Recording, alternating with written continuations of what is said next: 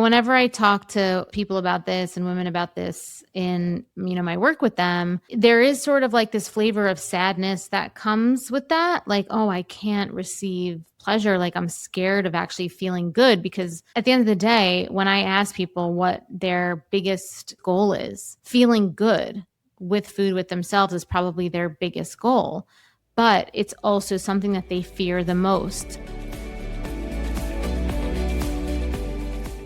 Hello and welcome back to another new episode of Emotional Eating Unwrapped. I'm your host, Alana Kessler, and today we're going to talk about what happens when you finally stop negotiating with food. And if you're not quite sure what negotiating with food is, it's like the back and forth in your head, the courtroom, so to speak, right? The prosecutor, the defendant of within yourself deciding or negotiating if eating this food is something that you're going to do, right? Like you have to make a deal with yourself before you can eat. And for the many people, including myself in the past, and many of the women that I work with, a lot of people think to themselves, especially when they get to a point when they realize that this is not something that's super supportive of a healthy relationship with food, they'll think to themselves, oh, why do I do this? Why can't I just eat like a normal person? But a lot of it doesn't have to do with your inability to do something. A lot of the time, it really is just a neurobiological nervous system program that is keeping you secure, feeling tethered, feeling in control of something that somewhere deep down you fear is going to put you in a position to feel out of control. And so when food creates a thought process in our brains where we start to think that if we take this action, if we do this behavior with food, we're going to have a consequence that's going to be negative, we negotiate with ourselves about it. And depending on what's going on inside of you, you are going to collect evidence to support eating it or not eating it. But the point of this episode today isn't to decide whether eating it or not eating it's the right decision. It's really to talk about the process of the negotiating and talk about what negotiating with food does to our lives, to our quality of life, to our happiness of life. And I'm going to talk about 3 specific ways that negotiating shows up that you might not realize that it's actually negotiating. You might think it's just your regular, everyday thought processes, right? Like sometimes it can look like planning. Sometimes it can look like actually being in balance. Sometimes it could look like you're disciplined, right? There's ways that we can view this behavior and turn it so that it reflects back to us that it's something good. And, it's not black and white that it's good or bad, but really underneath, there's often something deeper happening. And if you feel that low-key sense of stress, of edginess, when you are having these experiences that I'm going to go into today, then it's likely that you are negotiating with food and it is not it's not the best way forward. All right. So before we dive in, I just want to introduce myself. If you're new to the show, my name is Alana Kessler. I'm a registered functional dietitian. I love all things nervous system, mindfulness, just everything related to the holistic ecosystem of the body and living our best lives. And I want to help you understand how you can be a friend with your body and, really just create ease around eating, around food, around how you relate to yourself. And welcome. So let's dive in. All right. So like I said, negotiating with food is usually never about the substance of food itself. Okay. It's what happens when your body has learned that food needs to be managed, right? It's not something that can just be free flowing. that could be in the moment, that could just be enjoyed. It needs to be managed. And once your brain and your nervous system puts food into that category, your neurobiological system doesn't treat food as something that's just neutral, right? Automatically, food is not seen as something that is just a neutral substance. Ultimately, the antenna goes up, the red danger lights go on, and it treats food like something that can have, like I said before, can have a consequence that is negative. And so before you eat, you have a conversation in your head like, should I have this? You start, thinking like what you had earlier, what am I having later? Did I work out today? Am I going to regret this later? Is there a way for me to, is there an exit strategy tomorrow that I can make up for it? And all of that managing and hypervigilance is very tiring. And it feels like you are constantly trying to out strategize food. And, I think we all know this, but I want to just reiterate this in case you need to hear it again. This is not you being irrational. It's your body trying to control a scenario that it feels is unpredictable, is uncertain, and it doesn't trust, right? It doesn't trust this decision that is coming up.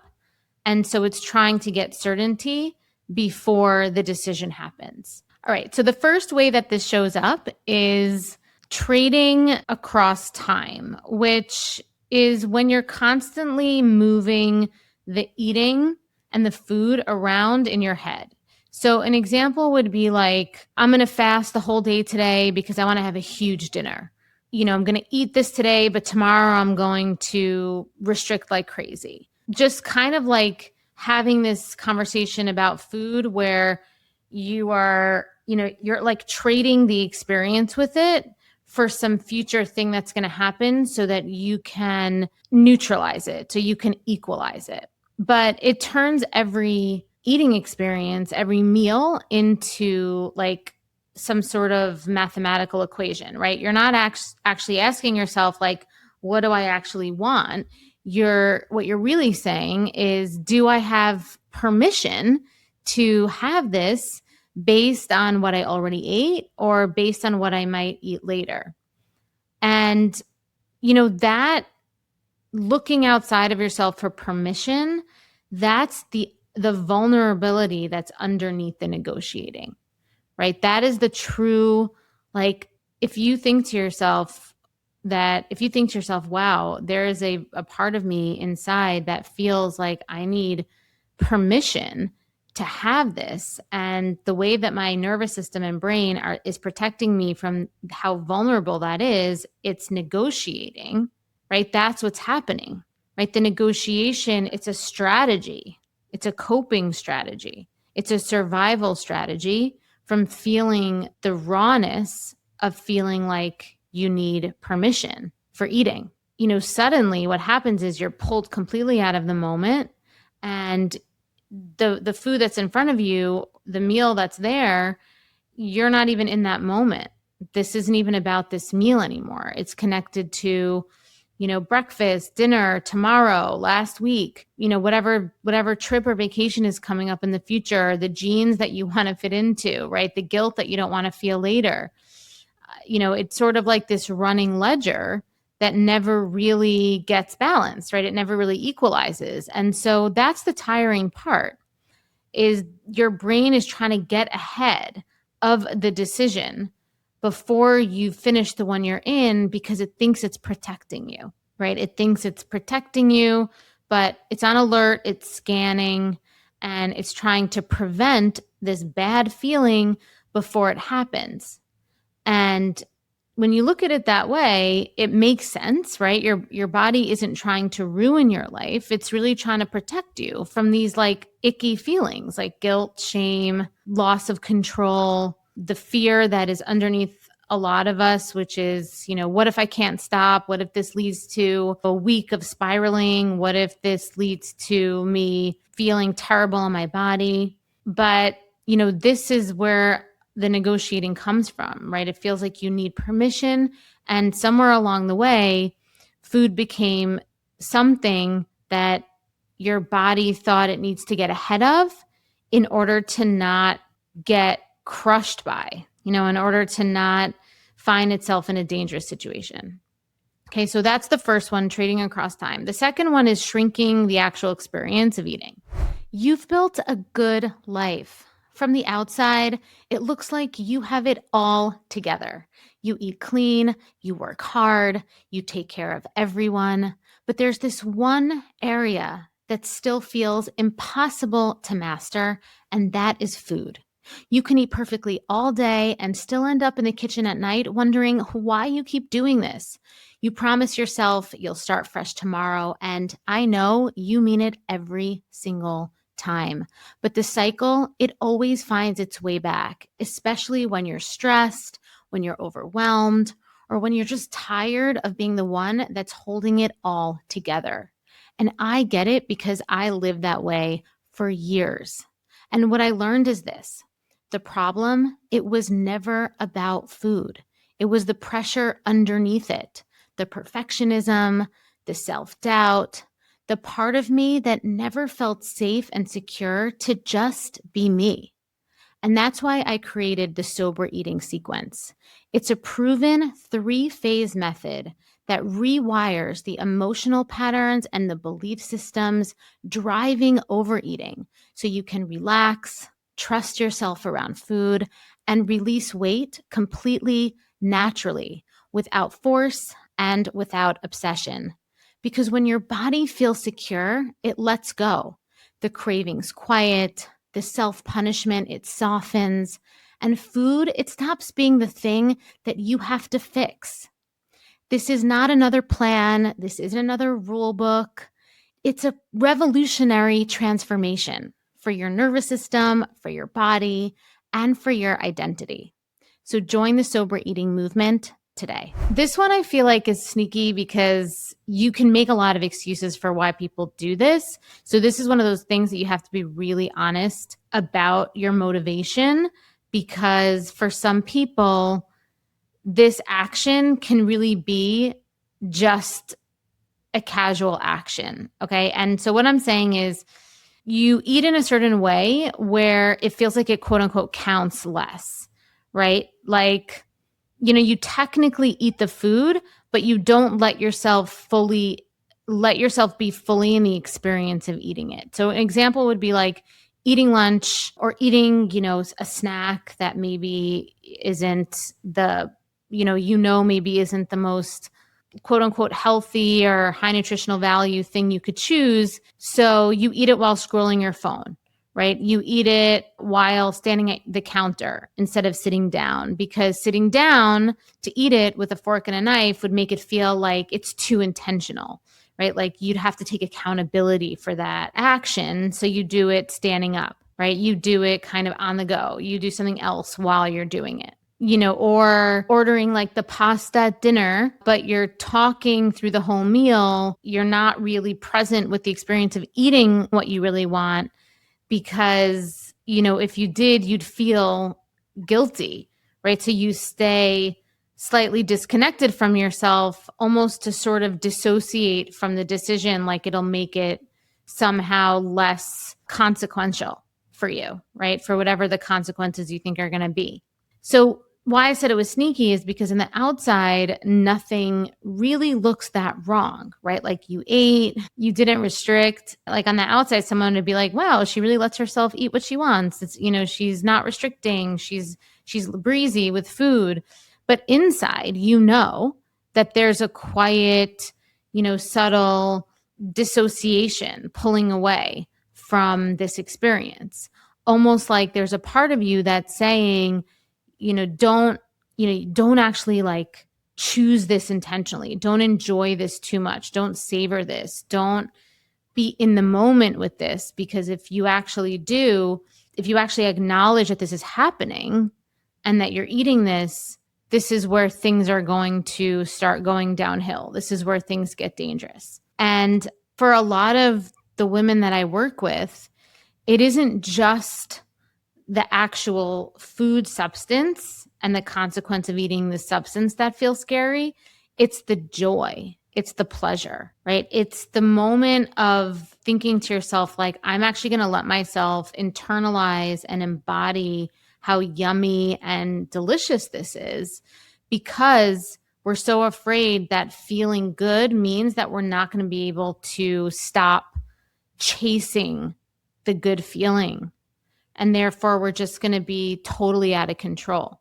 So instead of letting the meal, the eating experience that you're having be actually satisfying, be actually pleasurable, your nervous system is dampening the experience for you. It's distracting the experience for you, right? You check out, you're on the go, you rush, you distract, right? You eat in a way that where you can sort of say like, oh, it's not a big deal. Or I don't know, this was, it was sort of like a sidebar. It was a side note of the day, but it was a big deal. And it was a big deal, not because of the food that you actually ate, not because the food was bad, but it was a big deal because your body doesn't feel safe and secure and grounded enough to fully receive the experience of pleasure and presence with food. And this is also how the guilt, kind of like the guilt cycle starts to make more sense too, because a lot of times when you eat this way, you don't get the satisfaction, right? You get like a hint of instant gratification, but then almost immediately it turns into guilt, because gratification and satisfaction are not the same thing, right? You're going to get gratification by eating in this distracted way. You're going to get sort of like this numb kind of gratification, but you're not going to get the satisfaction. And I think that's a really interesting distinction, an important distinction. So now what happens is your brain starts to associate this gratification with the crash afterwards. And that's why people, and maybe you listening to this, start to associate certain foods as being bad or trigger foods because of this loop, because of this cycle. And we're like, we know where this is going to go. And the reason is because you've trained your body to believe that enjoyment and joy and pleasure and presence and actually like having a longer term experience with those sensations, not just the fleeting instant gratification, you've trained yourself to believe that that is something that you have to be careful of. You have to, be wary of, that it's dangerous. Whenever I talk to people about this and women about this in, my work with them, there is sort of like this flavor of sadness that comes with that. Like, oh, I can't receive pleasure. Like I'm scared of actually feeling good, because at the end of the day, when I ask people what their biggest goal is, feeling good with food with themselves is probably their biggest goal, but it's also something that they fear the most. So there's a certain, heaviness to it, but I actually want to reframe that into hope, right? Because I just shared with you that this is a learned behavior based on, this instant gratification, dissociation, distraction loop.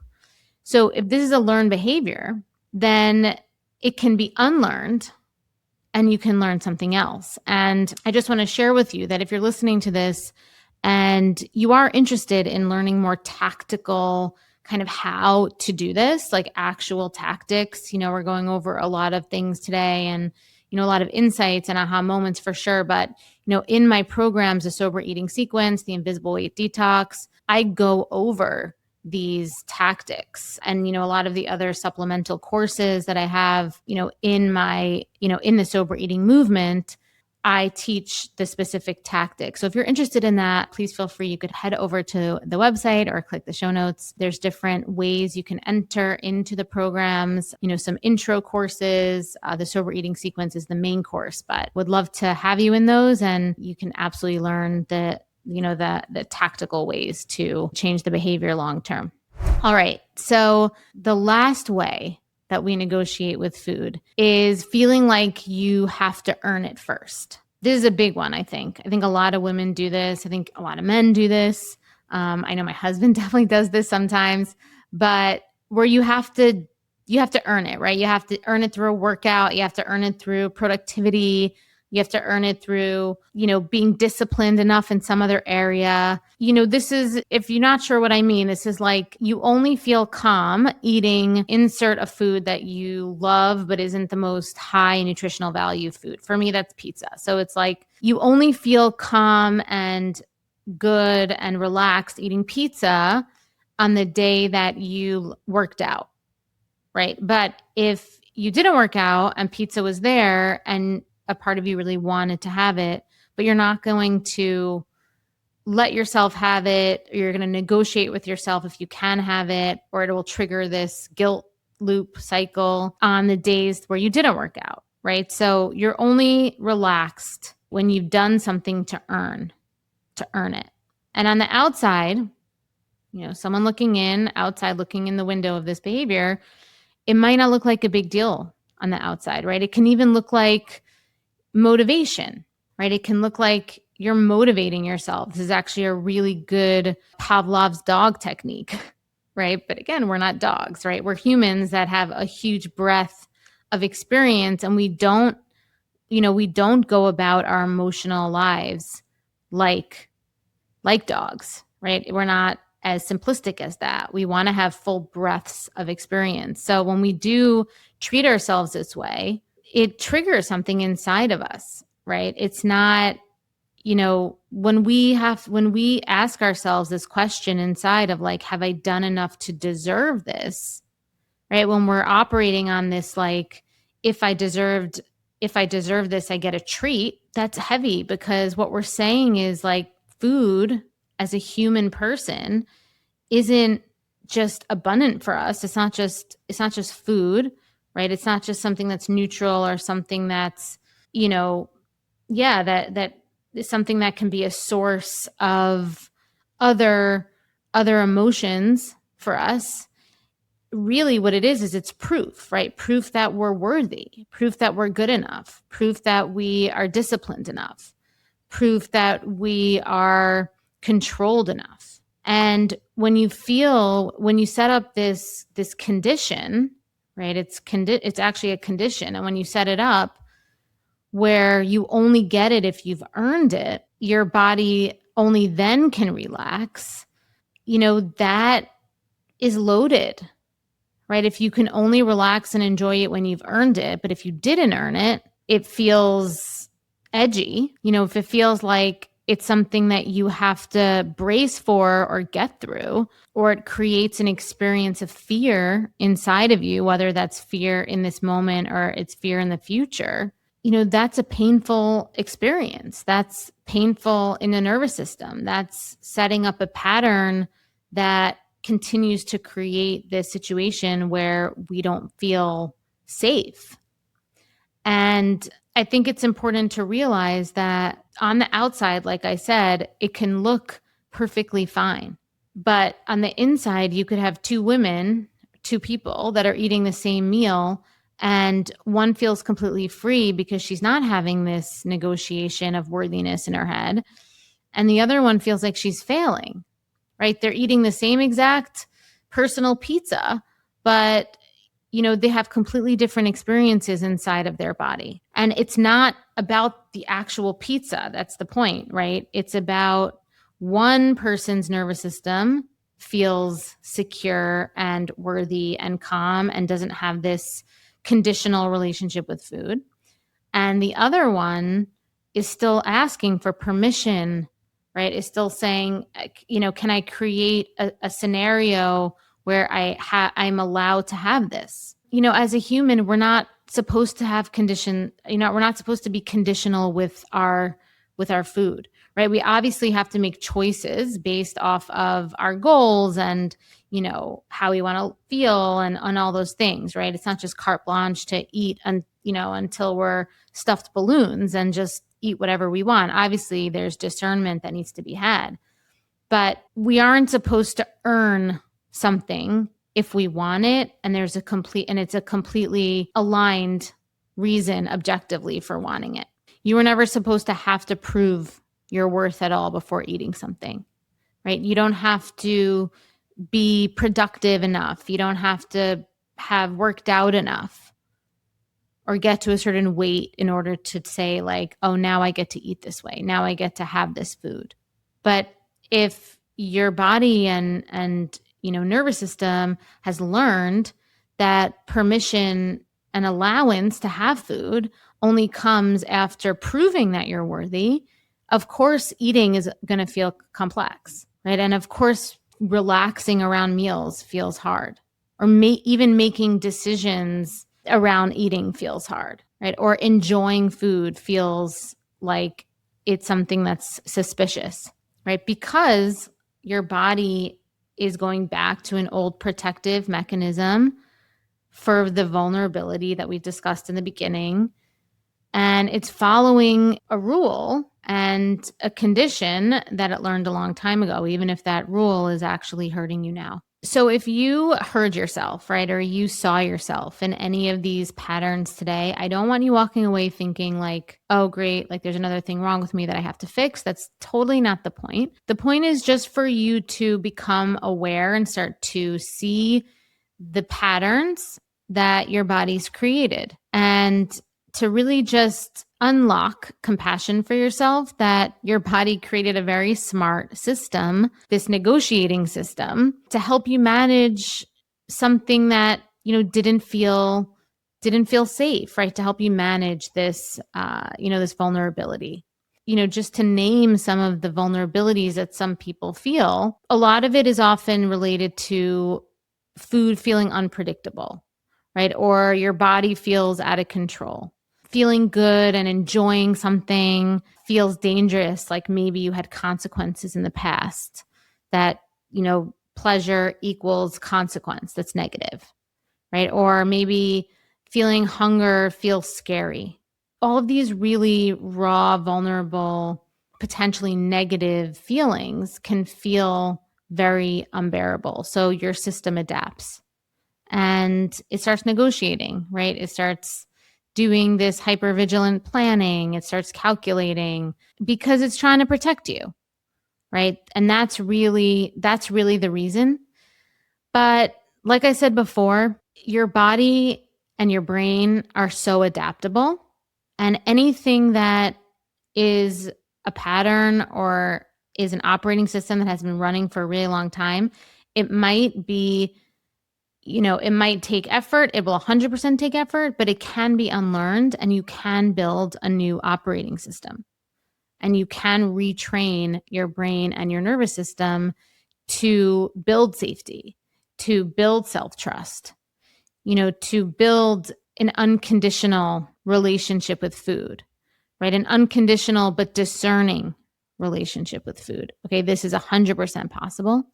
And once this happens, you'll notice that these negotiation tactics, whether they're overt or subtle for you, will start to go away. And I hope that that gives you peace of mind, because it is absolutely the truth. I've seen it with myself. I've seen it with the women I work with, and I know that it's possible for you. So that is all I have for you today. Thank you so much for listening to today's episode. And as always, please follow us and like us and rate us 5 stars and give us a written review on YouTube, Spotify, Apple, all of the places that our podcast is being distributed. Really helps us to grow and get the word out, about what we're talking about here. And it helps a lot of people who might feel alone. So thank you so much again. And I will see you next time on Emotional Eating Unwrapped.